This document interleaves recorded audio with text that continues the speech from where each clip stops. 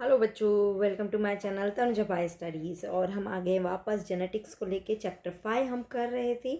अगर आपको याद हो, लास्ट क्लास में हमने पढ़ा था मोनो हाइब्रिड क्रॉस के एक्सेप्शंस पढ़े थे, राइट। उसमें हमने पढ़ा था इनकम्प्लीट डोमिनेंस एंड को डोमिनेंस।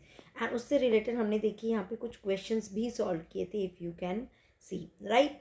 तो ये हमने कुछ क्वेश्चन सॉल्व किए थे। अब हम आ जाते हैं नेक्स्ट टॉपिक पे, that is inheritance of two gene. Okay, हमने पहले पढ़ा था मोनो हाइब्रिड क्रॉस। अब हम क्या पढ़ रहे हैं, that is dihybrid cross. ठीक है बेटा, ओके। चलिए शुरू करते हैं।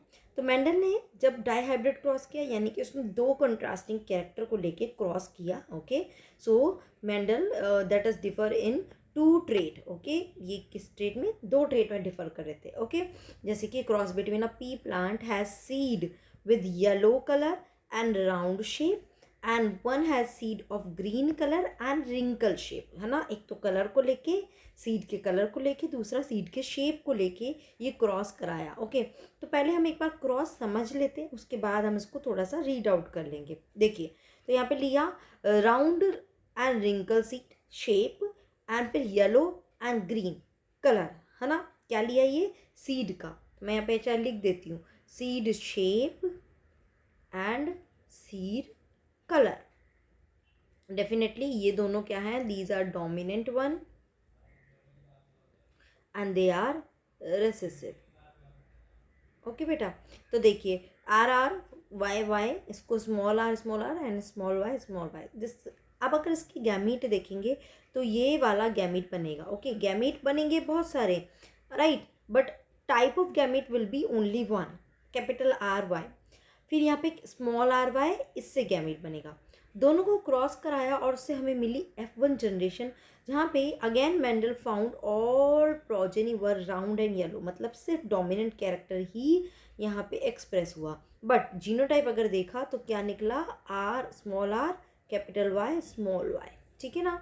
ओके, अब इसने क्या किया? इसका सेल्फ क्रॉस कराया, यानी कि ये कराया। ओके, चलो देखते हैं इसके कितने गैमीट बनेंगे ना। 4 टाइप ऑफ गैमीट बनेंगे। क्या बनेंगे? यहाँ पे ले लेते हैं कैपिटल आर को पहले कैपिटल वाई के साथ, capital R small Y, then small R capital Y and small R small Y. एक चीज़ ध्यान रखना, टाइप ऑफ गैमीट अगर आपको एक बार में ही बताना है, एंड तो इसका एक फॉर्मूला होता है, that is 2 raised to power n। Okay, यहाँ पे ध्यान रखना, जो n होगा ना, n का मतलब है नंबर ऑफ हेट्रोजाइगस अलील, या फिर आप बोल सकते हैं जीन, है ना।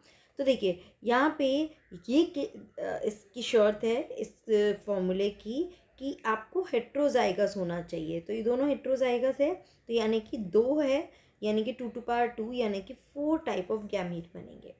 चलिए इसको देख लेते हैं। मान लो ये कोई एक गैमीट है लाइक दिस, तो क्या है? 3 टाइप के जीन हैं, तीनों ही हेट्रोजाइगस है, तो 2 to power 3 यानी कि 8 type of combination of gamete बनेंगे। अब अगर मैं ये लेती हूँ लाइक दिस वन, तो आप देखोगे कि ये दोनों तो हेट्रोजाइगस है, बट ये होमोजाइगस है। Now we will not count it, है ना। इसको हम काउंट नहीं करेंगे, और हम काउंट करेंगे 2 to power 2 एंड आंसर 4, यानी 4 टाइप ऑफ गैमीट्स यहाँ पे बनेंगे। आप चाहिए तो इसके बना के देख लेते हैं। चलिए बना के देख लेते हैं अगर आप चाहते हैं तो। पहले इसको उठाया, है ना, capital A, capital B and capital C. फिर अगेन कैपिटल ए को ही उठाया, capital A, capital B, small C. फिर अगेन कैपिटल ए को उठाया, capital A, small B, capital C, then capital A, small B, small C. हुआ ये, ठीक है। तो ये 4 कॉम्बिनेशन। आप अगर दूसरा ए उठाओगे, दूसरा वाला ए पिक करोगे, तो उससे भी यही सेम बनेंगे, ठीक है।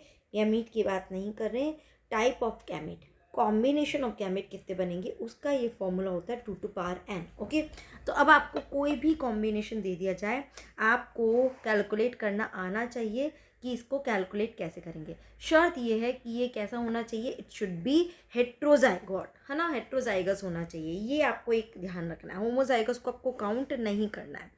ओके, तो चलिए हम आगे बात करते हैं। हमने ये 4 तरह के गैमीट हुए, इसी का ही हमने क्या करा दिया यहाँ पे, क्रॉस करा दिया। तो as you can see male ये लिख दिए एंड यहाँ पे फीमेल के लिख दिए, ठीक है बेटा, क्रॉस कराया। पहले इसको लेके चल रहे हैं, इसको सबके साथ क्रॉस कराएंगे।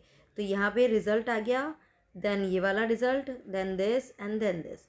फिर स्मॉल आर का small capital R small Y capital Y, then small R capital Y. फिर वापस इसके साथ थर्ड नंबर के साथ क्रॉस कराए, capital R capital Y small Y. And then fourth वाले के साथ तो small R capital Y small Y.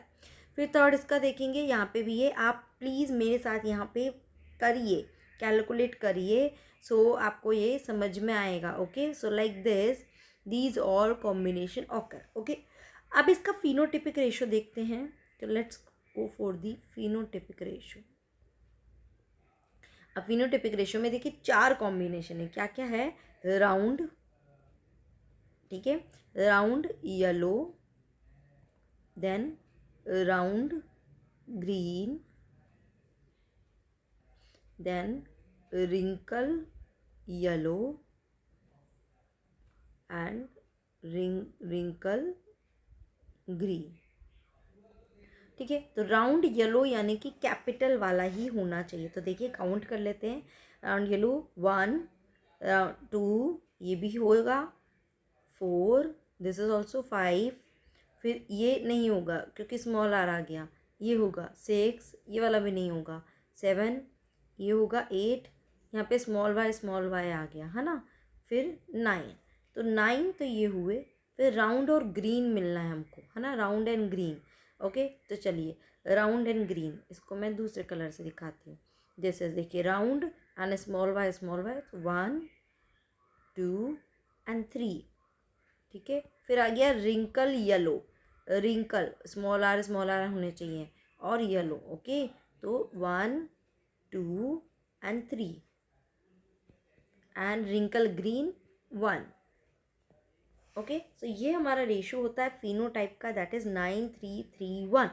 आप अगर जीनोटाइप का रेशो याद करना चाहते हो तो मैं आपको डायरेक्ट बस लिख कर दे रही हूँ। कैसे याद करेंगे, 1 2 1, बस इतना ध्यान करिए। अब आगे का खुद से लिख लीजिए, फिर इसका डबल कर दीजिए 2 4 2 एंड वापस सिंगल कर दीजिए 1 2 1। This is the genotypic ratio. Very simple, okay, simple to learn. So did you get it? आपने देखा, मेंडल ने देखा कि यहाँ पे भी रेसेसिव कैरेक्टर एक्सप्रेस हो रहा है। बट इसके बेसिस पे अब ना क्या समझाना चाह रहा है, इसके बेसिस पे मेंडल ने ये बोला कि मान लो एक क्रोमोसोम पे ये 2 जीन का हम इनहेरिटेंस देख रहे हैं। ओके, जैसे विच इज़ व्हाट, ये वाला है ना। ओके, तो वो बोल रहा है कि ये आर अपनी वाई को छोड़कर ये इनके साथ कॉम्बिनेशन बना रहा है। ओके, ऐसे ही ये वाई भी आर को छोड़ के ये इसके साथ कॉम्बिनेशन बना रहा है। मतलब सब एक दूसरे से इंडिपेंडेंट है, कोई किसी से कनेक्टेड नहीं। ऐसा नहीं है कि वो बोलेगा कि मेरे साथ दोस्ती है तो तुम दूसरों के साथ फ्रेंडशिप नहीं कर सकते। No, it can make friendship with others too. Right, समझ में आई बात। So this is what independent assortment के सारे ये दोनों जो जीन हैं ये इंडिपेंडेंटली असॉर्ट हो रहे हैं एक दूसरे के साथ, कोई कनेक्शन नहीं है। ऐसा नहीं है कि एक जहाँ जाएगा वहीं दूसरा जाएगा, दोनों आपस में जुड़े हुए नहीं हैं, इंडिपेंडेंट है। That is the third law. Okay, चलिए अब इसको हम लैंग्वेज में एक बार पढ़ लेते हैं। ओके, सो यहाँ तक हमने कर लिया था। Now Mendel found that the seed resulting from the crossing of parent had yellow colored and round shape seed. Okay, that you know कि क्योंकि ये दोनों dominant है। Thus, yellow color was dominant over green and round shape dominant over wrinkle. These results were identical to those that he got when he made separate monohybrid cross. तो इसको पता था ऐसा ही कुछ रिजल्ट आने वाला है। ओके, जब उसने मोनोहाइब्रिड क्रॉस कराया, अलग अलग कराया, येलो एंड ग्रीन का अलग कराया और राउंड और रिंकल का अलग कराया, तो वहाँ पे भी उसको ये मिला कि सारे येलो प्लांट मिले और ग्रीन प्लांट मिले। अब उसने दो डिफरेंट कैरेक्टर वाले प्लांट को क्रॉस कराया, राइट, तो वहाँ उसे मिले येलो एंड राउंड।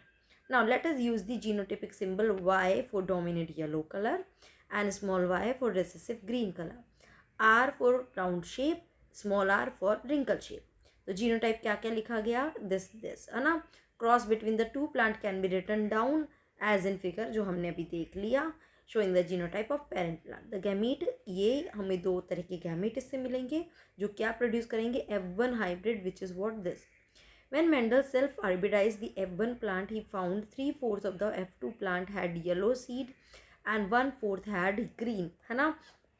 अगर मैं आपको ये पूछूं इसमें से टोटल कितने प्लांट्स में येलो सीड वाले प्लांट हैं, तो देखिए सिर्फ 9 नहीं आएगा, ये भी येलो है, सॉरी ये वाला, दिस इज़ ऑल्सो येलो, है ना, दिस इज़ ऑल्सो येलो। तो यानी कि टोटल 12 प्लांट्स ऐसे मिले जो येलो थे, और ग्रीन कितने मिले, टोटल 4 प्लांट्स ऐसे मिले जो ग्रीन थे, क्योंकि ग्रीन यहाँ भी है, ग्रीन यहाँ भी है ना। तो ये ध्यान रखना है वो पूछ क्या रहा है। Okay, so he found that 3/4 the F2 plant were yellow and 1/4 had green. The yellow and green color segregated in 3:1. आप इसको भी देखेंगे 3:1 में। Round and wrinkle seed also segregated in 3:1, just like in monohybrid cross, but because इसका हम die hybrid cross पढ़ रहे हैं तो यहाँ पे अब पूरा दो दो कैरेक्टर का हम रेशो निकाल रहे हैं, तो हम ये रेशो मिल रहा है। समझ आ रही बात, है ना। सो इसके बेसिस पे ही थर्ड लॉ आ गया, that is law of independent assortment in the dihybrid cross. The phenotype round yellow, wrinkle yellow, round green, wrinkle green appeared in the ratio this one. Okay, such a ratio was observed for several pair of character that Mendel studied. The ratio of 9331 can be derived as the combination series of 3 yellow 1 green 3 round 1 wrinkle, है ना। अभी देखा हमने individually देख रहे हैं तो 3:1 का ही रेशो मिल रहा है। This derivation can be written like this, 3 round 1 wrinkle 3 yellow 1 green. तो इसको हमने स्क्वायर किया, तो पहले 3 को इसके साथ मल्टीप्लाई किया, 9 हुआ, फिर 3 को मल्टीप्लाइड किया 1 के साथ 3 आ गया, फिर उसके बाद 1 को मल्टीप्लाइड किया 3 के साथ 3 अगेन, है ना, और फिर 1 को मल्टीप्लाइड किया 1 के साथ तो 1 आ गया। Okay, so this is how we got 9331, अगर हम मैथमेटिकली इसे सॉल्व करना चाहें, है ना। Okay, so based upon observation on dihybrid crosses between plant different in two states, Mendel proposed a second set of generalization that we call Mendel law of independent assortment. This law states that when two pair of traits are combined in a hybrid, segregation of one pair of character is independent of other pair of character. This is the law. याद रखना, ये ऐसे ही definition ध्यान रखना, okay? कि segregation of one pair of character is independent to other pair of character. Okay, this is the law. जैसे कि अभी मैंने आपको बताया एक पेयर है, कैरेक्टर का एक पेयर, वो सेग्रीगेट हो रहा है तो it is independent to other pair of character, कोई किसी के साथ भी कॉम्बिनेशन बना सकता है। So Punnett square can be effectively used to understand the independent segregation of two pair of gene during meiosis and the production of eggs and pollen in the RRYY plant. Consider the segregation of one pair of gene is this, है ना, capital R small r, and 50% of gamete have the gene R capital R and other 50 have small r. Now beside each gamete having either R capital R or small r, it should also have the allele this one capital Y small y. The important thing to remember here is that segregation of 50% of capital R and 50% of small r is independent from the segregation of 50% of capital Y and 50% of small y. जो मैंने अभी आपको बोला, सब एक दूसरे से independently assort हो रहे हैं. Therefore, 50% of small r bearing gamete has capital Y and other 50% has small y. Similarly, 50% of capital R bearing gamete have capital Y and other 50% has small y. मतलब उन्होंने combination बना ली है. Thus, there are 4 genotype of gamete. These 4 type are capital R small capital Y, capital R small y, capital Y, and small y, small r small y, each with a frequency of 25%. That is 1/4 of total gametes produced. When you write down 4 type of eggs and pollen on the two sides of a Punnett square, it is very easy to derive the composition of zygote that give rise to F2 plant. Although there are 16 square, how many different type of genotype or phenotype are formed? Note them down in format, है ना, तो वो हमने यहाँ पे लिखा. Okay. Can you using the Punnett square data work out genotypic and phenotypic? तो genotype हमने लिखा यहाँ पे 1 2 1 2 4 2, है ना, और 9 3 3 1. ओके बेटा, ठीक है. तो this is all second law है ना, सॉरी डाइहाइब्रिड क्रॉस। अब आ जाते हैं क्रोमोसोमल थ्योरी ऑफ इनहेरिटेंस। इसका क्या मतलब है? देखिए, मेंडल ने जो भी एक्सप्लेन किया वो जेनेटिक लेवल पे एक्सप्लेन किया या एलेलिक लेवल पे एक्सप्लेन किया, उसी की वही क्रोमोसोम के थ्रू इसी मेंडल के सारे लॉज को एक्सप्लेन करना, that is called chromosomal theory of inheritance. अब इसकी ज़रूरत क्यों पड़ी? ऐसा क्या ज़रूरत है? मेंडल ने एक्सप्लेन कर तो दिया, तो चलिए देख लेते हैं। Mendel published his work on inheritance of character in 1865, but for several reasons it remained unrecognized till 1900. उसका काम रिकग्नाइज ही नहीं हुआ था. Firstly, communication was not easy in those days and his work could not be widely published. है ना. अब इसके reason क्या क्या है? तो पहला रीज़न ये था कि कम्युनिकेशन ईजी नहीं था, तो उसका काम सब लोगों को पता ही नहीं चला.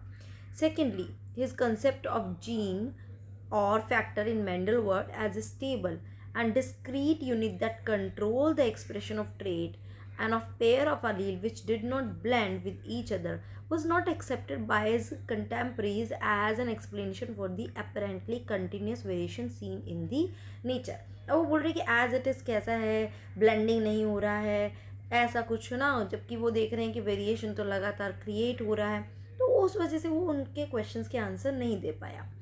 थर्ड रीज़न क्या था? That Mendel approach of using mathematics to explain biological phenomenon was totally new and unacceptable to many of the biologist of his time. शुरू में नई चीज़ें किसी के लिए एक्सेप्टेबल नहीं होती है, तो वो न्यू साइंटिस्ट के लिए भी एक्सेप्टेबल नहीं हुआ. And finally those Mendel work suggested that factor which is called gene were discrete unit. He could not provide any physical proof for the existence of factor or say what they are made up of. क्यों ऐसा नहीं कर पाया? क्योंकि उसके time तक microscope की खोज नहीं हुई थी, मतलब इन्वेंट नहीं हुआ था माइक्रोस्कोप, तो इसलिए ही कुडंट टेल. तो क्या हुआ? मेंडल का वर्क एक्सेप्ट नहीं हुआ and he got died. After that, उसके मरने के बाद फिर कुछ साइंटिस्ट आए, जब तक माइक्रोस्कोप पता का इन्वेंशन हो चुका था, उन्होंने वापस उसके काम को रिसर्च किया. तो इन 1900 3 scientists, De Vries, Correns and von Tessemark, okay, independently rediscovered Mendel's results on the inheritance of character. And also by this time, due to the advancement in microscopy that were taking place, scientists were able to carefully observe all the cell division. This led to the discovery of a structure in the nucleus that appeared to be double and divided just before each cell division, and they are called chromosome. तब तक chromosome सब कुछ knowledge आ चुकी थी. Okay, these are chromosome का मतलब क्या? Colour bodies, as they were visualise by staining. By 1902, the chromosome movement during meiosis had been worked out. Walter Sutton and Theodore Boveri, है ना, ये नाम ध्यान रखना, इस पर क्वेश्चन बन जाता है.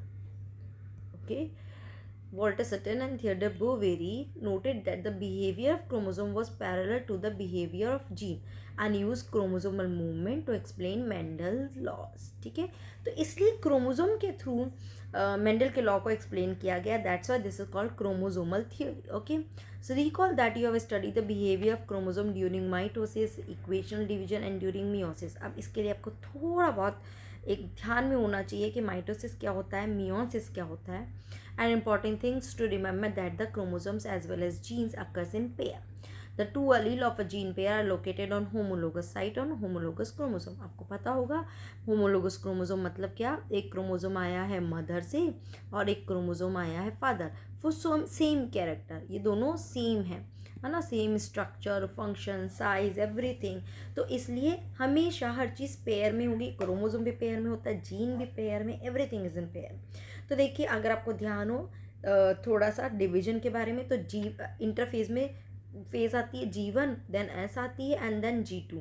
तो देखिए G1 फेज, S फेज में क्या हो जाता है? डीएनए का सिंथेसिस हो जाता है, यानी कि डीएनए डुप्लीकेटेड हुआ, है ना. क्रोमोसोम में क्रोमैटिड जो उनकी सिस्टर क्रोमैटिड बन गई. तो आप देख सकते हैं यहाँ पे देखिए डबल हो गया ये सब कुछ, है ना. अब ये मियोसिस 1 के प्रोफेज, मेटाफेज, एनाफेज, टीलोफेज, ये सबको गो थ्रू करेगा. तो ये डायरेक्ट आपको दिखा रहे हैं एनाफेज में. मियोसिस 1 के जब एनाफेज में आए तो यहाँ पे अब क्या है? इनका सेपरेशन होना है. They are getting separated. Okay, ये क्या है? स्पिंडल फाइबर, जिसके थ्रू ये सेपरेट हुए. तो now they got separated like this. Meiosis 2 में एंटर करके अगेन मियोसिस 2 में प्रोफेज, मेटाफेज, एनाफेज। अब वापस आगे एनाफेज, फिर इनका सेपरेशन होगा। Again they are spindle fibre के जुड़े हुए हैं, again they are getting separated like this. And germ cell जो है यानी मेल या फीमेल गैमीट जो है, जर्म सेल आप बोल सकते हैं गैमीट्स, उसमें आपको इस तरह का रिजल्ट देखने मिल गया। ठीक है बेटा, सिंपल है ना, कोई प्रॉब्लम नहीं है। अब वो बोल रहा है यहाँ पर 2 पॉसिबिलिटी होने के चांसेस है। अब क्या पॉसिबिलिटी है? पॉसिबिलिटी 1 तो सेम जो अभी अभी हमने देखा, मियोसिस 1 में ये सेपरेट हो रहे हैं, मियोसिस 2 में एंड जर्म सेल में ये रिजल्ट मिल रहा है। बट पॉसिबिलिटी 2 में क्या है?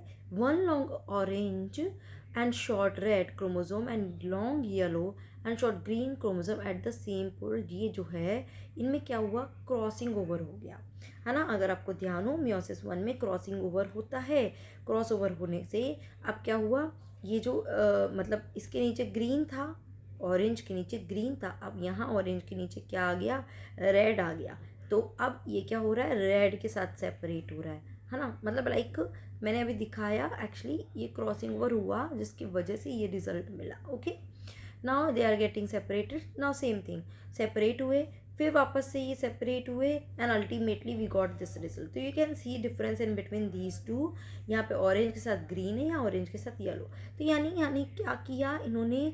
वेरिएशन क्रिएट किया, है ना, यानी कि नए नए कॉम्बिनेशंस बनाए।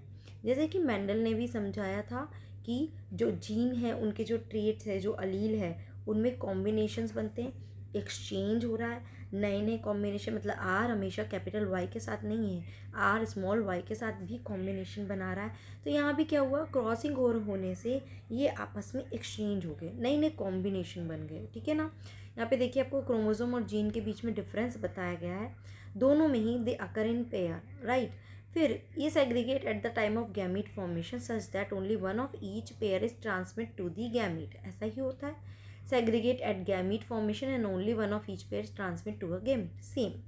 Independent pairs segregate independently of each other. One pair segregate independently of another pair.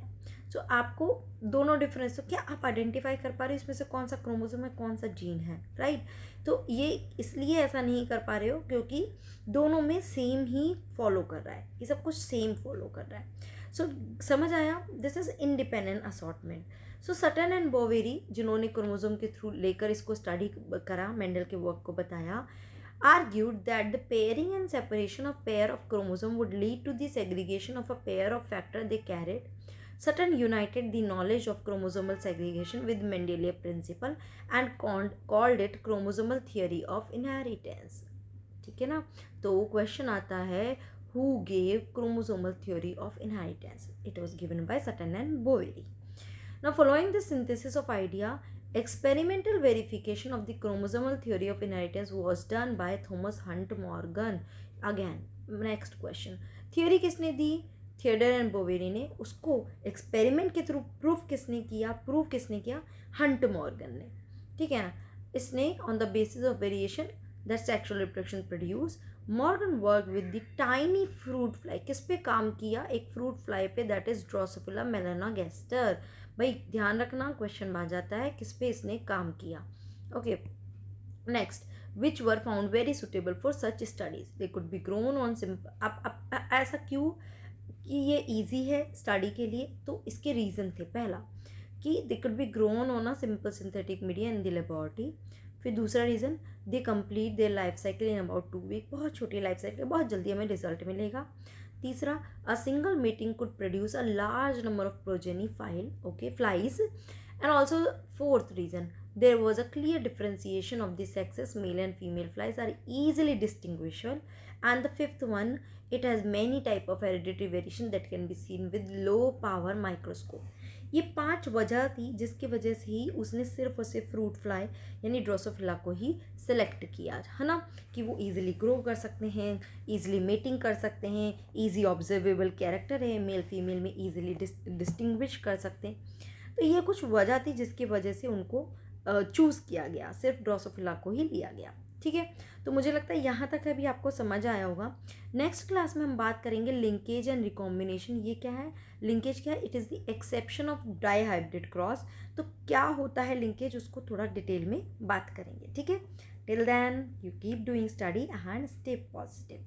चलिए बाय बाय, टेक केयर.